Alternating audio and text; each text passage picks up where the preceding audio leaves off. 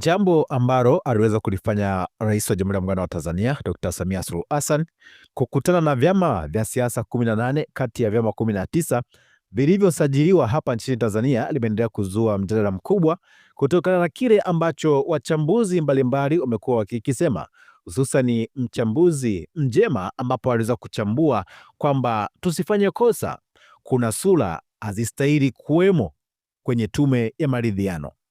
Sasa ni kwa nini alisema kwamba katika tume hiyo ya maridhiano ambayo itaenda kuundwa, kwa nini kuna sura ambazo hazitakiwi kuwemo katika tume hiyo? Usiwe na haraka ya kutaka kujua ni kipi kinamaanishwa. Kikubwa tu endelea kubaki nasi. Kama ulikuja subscribe, ni wakati wako sasa kubonyeza kitufe chenye maandishi yaliyoandikwa subscribe chini ya video hii, na uwe mtu wa kwanza kabisa kuwa unapata taarifa zetu pindi tunapoziweka katika chaneli hii. Kikubwa bonyeza alama ya kengele ili uwe unapokea taarifa zetu pale tunapoziweka katika chaneli hii. Sasa wiki iliyopita Rais Samia Suluhu Hassan alikutana na viongozi wa vyama vya siasa nchini na kuzungumzia mpango wa kuunda tume ya maridhiano.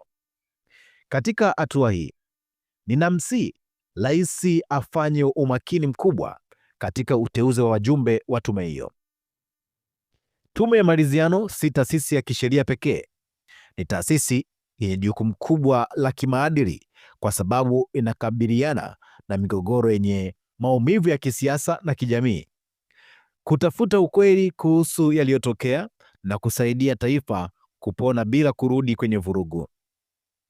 Ninazungumza mapema kwa sababu Rais Samia Suluhu Hassan amesema kwamba hatasubiri tume inayochunguza matukio ya jinai yaliyotokea wakati na baada ya uchaguzi mkuu wa Oktoba 29 mwaka 2025, bali hatarudi kwa viongozi wa vyama vya siasa kwa ajili ya mchakato wa maridhiano.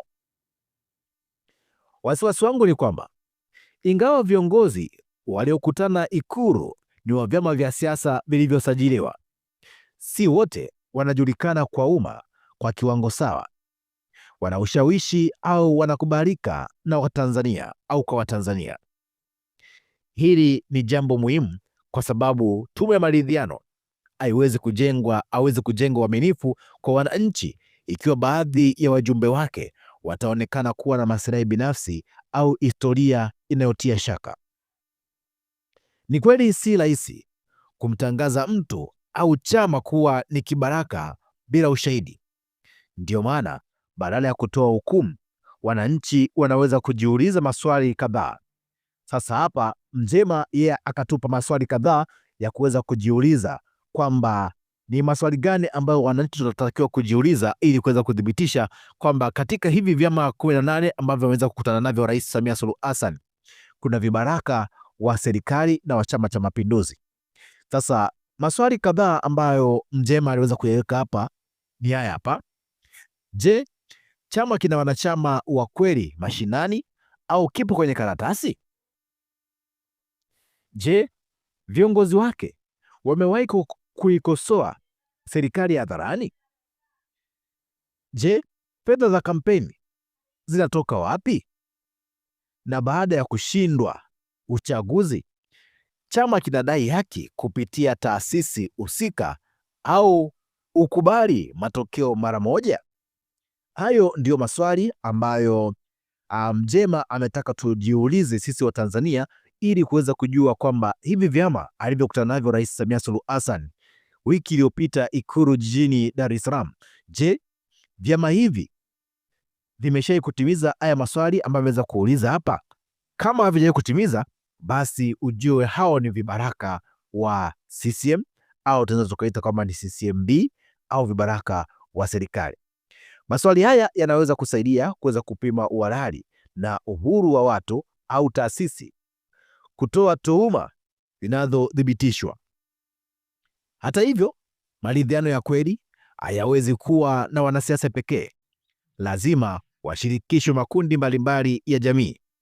Tunahitaji viongozi wa dini wanaoheshimika, viongozi wastaafu wenye heshima, wasomi, wanasheria wa haki za binadamu, wanaharakati na watu kutoka katika asasi za kiraia wanaoaminika kwa umma. Mfano mzuri wa kimataifa ni tume ya ukweli na Maridhiano ya Afrika Kusini TRC, iliyoanzishwa mnamo mwaka 1995 na kuongozwa na Askofu Desmond Tutu. Tume hiyo ilibeba jukumu zito la kuweza kusaidia taifa lililotoka kwenye historia ya mgawanyiko na ukiukwaji wa haki wa kujenga njia ya uponyaji na maridhiano. Tanzania pia ina viongozi wa dini wanaoheshimika katika jamii. Tunahitaji kuona ndani ya tume atakenda kuiunda Rais Samia Suluhu Hassan, tume ya maridhiano. Tume hiyo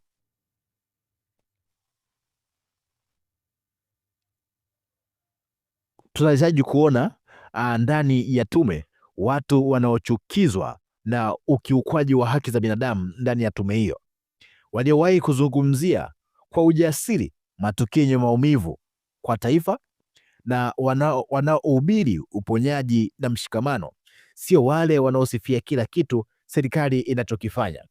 Na maana hiyo itakuwa sio tume ya kuweza kuchunguza au kuleta maridhiano ya kitaifa, bali itakuwa ni tume ambayo inaenda kusaidia serikali, kwa sababu wasipokuwepo hawa watu, hiyo tume itakuwa ni hiyo tume ambazo tumeweza kuziona za kwenda kusifia upande mmoja. Lakini vilevile tunahitaji viongozi wastaafu wanaokubalika, wanaharakati wanaoheshimika na wasomi wanaosimamia taaluma zao kwa uadilifu, wawepo ndani ya tume hiyo. Kwa mtazamo wangu, wajumbe wanapaswa kuwa watu wenye uadilifu wa hali ya juu, wasiokuwa na historia za ufisadi, ukiukwaji wa haki za binadamu au kuchochea vurugu za kisiasa. Wanapaswa kuwa watu wanaojulikana kwa kusema ukweli na kuweka maslahi ya taifa mbele. Huyo ni Mjema ameweza kutupa kwamba tume ambayo itaenda kuundwa na Rais Samia Suluhu Hassan inabidi iwe tume ya aina gani, ambapo kwa sasa tumeshaona ameshaanza kusema kwamba tume hiyo isiwe na wanasheria pekee, kwa sababu tumeshaona kwamba kwa sasa Rais Samia Suluhu Hassan anaweka wale wastaafu tu, yani kwamba majaji anachukua, kama zile tume zilizopita zote zilikuwa ni na viongozi, yani ni viongozi wa serikalini peke yao, walikuwa majaji wastaafu, wakuu wa ulinzi wastaafu, wanajeshi wastaafu, ndio walikuwa kwenye hizi tume ambazo zilienda kuchunguza matukio yaliyotokea kati ya uchaguzi na baada ya uchaguzi. Sasa Mjema anakuambia kwamba tume hii inabeba mambo mengi. Kwa hiyo Rais Samia Suluhu Hassan anatakiwa awe makini katika kuchagua wale watu watakaoenda kushiriki katika tume hiyo. Kwa wepo watu mbalimbali, sio wafanyakazi wa serikalini tu au wanasheria tu, bali tume hiyo inabidi ijumuishe watu wote, kwa sababu inaenda kutatua matatizo ya jamii. Lakini muhimu zaidi, wajumbe hao wanapaswa kuwa na ujasiri wa kutafuta ukweli bila kulenga kulipiza kisasi. Lengo liwe ni uwajibikaji, uponyaji na kupendekeza mabadiliko yatakayozuia migogoro kama hiyo kujirudia. Tukifanya kosa katika uteuzi, madhara yake yanaweza kuwa ni makubwa.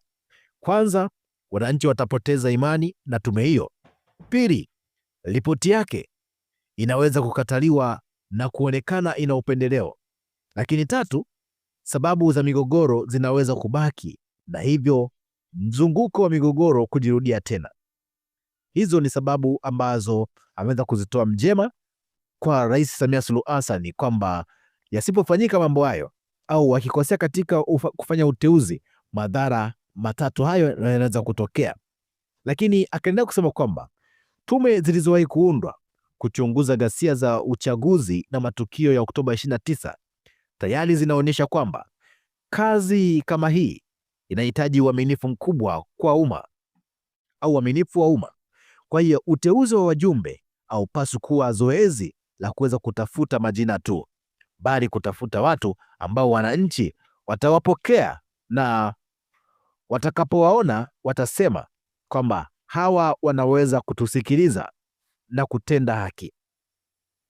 Sio rais anatoa listi ya tume hiyo, watu wanaanza kunong'ona na kutokuridhika na majina yatakopendekezwa katika tume hiyo ya maridhiano. Kwa bahati nzuri, mtasari wa ripoti ya tume iliongozwa na Jaji Mkuu mstaafu Othman Chande uliwasilishwa kwa Rais Samia Suluhu Hassan mnamo Aprili 23 mwaka 2026. Umeeleza mambo muhimu kuhusu kiini cha changamoto zilizotafuna taifa letu na umuhimu wa hatua zinazoweza kufuatwa ili kuweza kutatua tatizo hilo. Tume ya maridhiano inapaswa kuanzia hapo, kutafuta chanzo cha mzizi wa mtanziko wa kisiasa na kijamii unaolikabili taifa letu. Miongoni mwa changamoto zilizotajwa katika mjadala huo ni madai ya katiba mpya. Tumeona katiba mpya kwa sasa ndio ajenda inayoshika kasi baada ya makamu wa rais Dr. Emmanuel Nchimbi kuibua mjadala huo kwa Tanzania kwamba akipewa nafasi moja ya kuwashauri wa Tanzania basi atawashauri kwamba wakomaeni au Watanzania tukomae wa Tanzania kupambania katiba mpya, na si katiba mpya pekee, katiba mpya yenye kujali haki za watu, zenye kujali au kuweza kuliongoza taifa kwa miaka 100 huko mbele ijayo, na taifa au katiba ambayo itaweza kuwajibisha viongozi pale wanapofanya makosa. Lakini mambo ni mengi na muda ni mchache kama ambavyo tunaweza kusikia, lakini mambo ndio hivyo kama wanavyoweza kuyasikia.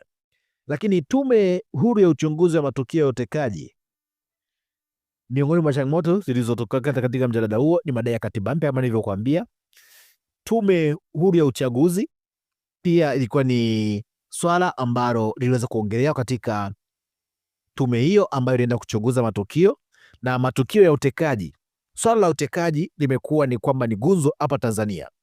Watu wanatekwa, watu wanapotezwa, watu wanauawa, lakini watekaji hawakamatwi. Ripoti za watu hao kukamatwa yani kwamba mtu akishatekwa akauawa, uchunguzi unapotea njiani. Kwa hiyo ni jambo ambalo limeweza kuwa ni kama shida ambayo iliweza kuongelewa katika ile tume ambayo iliweza kuongozwa na Jaji Othman Chande na kuweza kutoka tarehe 23 Aprili mwaka 2026, ambapo iliweza kuelezea mambo hayo yote kwamba hizi ndizo shida zilizosababisha zile vurugu kuweza kutokea. Pia ugumu wa maisha na ukosefu wa ajira kwa vijana na kutokuwepo kwa usawa katika fursa za kiuchumi, mazingira ya biashara na uwekezaji, pamoja na utitiri wa kodi na tozo hapa nchini Tanzania ilikuwa ni miongoni mwa vitu ambavyo viliweza kusababisha vurugu zilizotokea mnamo Oktoba 29 mwaka 2025. Haya hayawezi kufunikwa kwa maneno ya maridhiano. Maridhiano ya kweli yanahitaji ukweli. Hatuwezi kwenda kwenye meza ya maridhiano tukiwa tumeficha mapanga nyuma ya mgongo. Tunahitaji dhamira ya dhati kuweza kusuluhisha yaliyotugawa.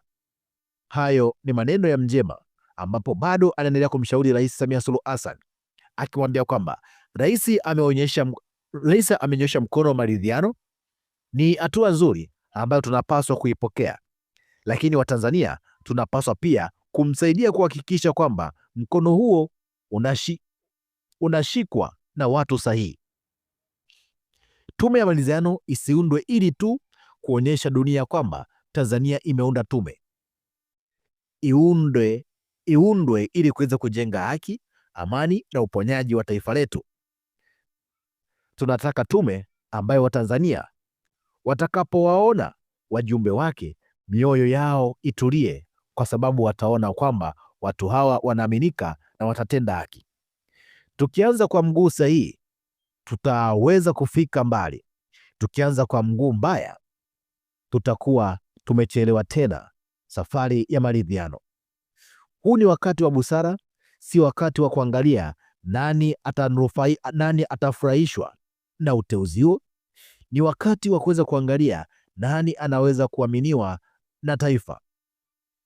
Huyo ni Daniel Mjema, mwandishi wa habari na mwanafunzi wa shahada ya udhamivu, yani PhD katika mawasiliano ya umma katika Chuo Kikuu Huria cha Tanzania, ambapo ameweza kutoa ushauri huo kama wa dakika kadhaa kwa Rais Samia Suluhu Hassan kuhusiana na tume ambayo ataenda kuiunda ya kwenda tume ya maridhiano, ambapo umeweza kusikia yale yote ambayo ameweza kuyasema kuhusiana na kile ambacho anamshauri Rais Samia Suluhu Hassan. Sasa tuachie maoni yako, tuambie ni kipi ambacho unacho.